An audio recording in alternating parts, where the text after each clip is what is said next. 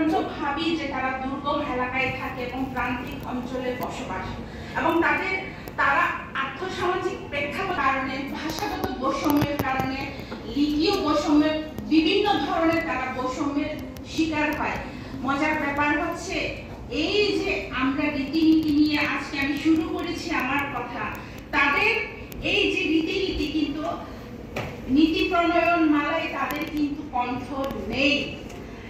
এখন এই মুহূর্তে আমি দুটো বই পড়ছি, একটা হচ্ছে ফারুক চৌধুরী স্যারের জীবনী বই, ওনার জীবন নিয়ে লেখা, আর একটা হচ্ছে হোয়াই নেশনস ফেল। আর আমার ছেলে সে পড়ছে হচ্ছে ম্যাকিয়াভেলির দ্য প্রিন্স। আমি তাকে বলেছিলাম এটা আমি অনার্সে পড়েছি, কাজে এখন আমি এটা পড়বো না, কিন্তু আমি তোমাকে সংক্ষিপ্ত আকারে বলে দিতে পারবো।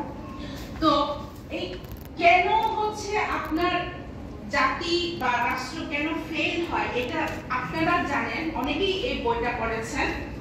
দেখেন এই বইটা পড়ার সঙ্গে সঙ্গে এই গত কয়েক দিনের যে আমাদের বাংলাদেশের এবং বিগত কয়েক